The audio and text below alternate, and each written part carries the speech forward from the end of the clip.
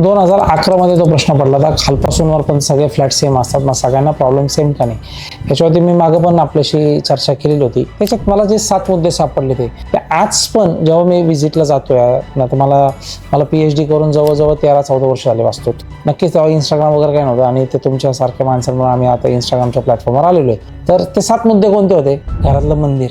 आज पण लोक मंदिर व्यवस्थित जागेवर ठेवत नाही आणि संघर्ष सहन करतात. घरातले कलरचं इम्बॅलन्स, कलरचं तत्व, ते गोष्ट समजणं गरजेचं आहे. योगासन, जर तुम्ही योगा केले तरी तुम्हाला वास्तूचे दोष कमी लागतात. एक्सरसाइज, कारण की जर तुमचे चक्र बॅलन्स असतील तर तुम्हाला वास्तूच्या एनर्जीचा त्रास कमी प्रमाणात होतो. 5वा मुद्दा तुमची कुंडली.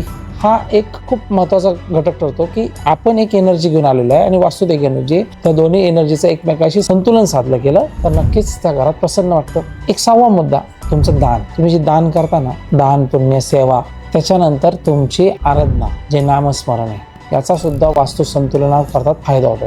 मग ह्या सगळ्या गोष्टीचं कॅल्क्युलेशन करून क्लायंटला रिझल्ट सांगायचा असतो की भाई इस चीज पे तेरे को प्रॉब्लेम आ रही है. त्याचं कारण आहे की ह्या सगळ्या 7-8 गोष्टीचं समतोल. अशा पद्धतीने तुम्ही वास्तू अनालिसिस करा.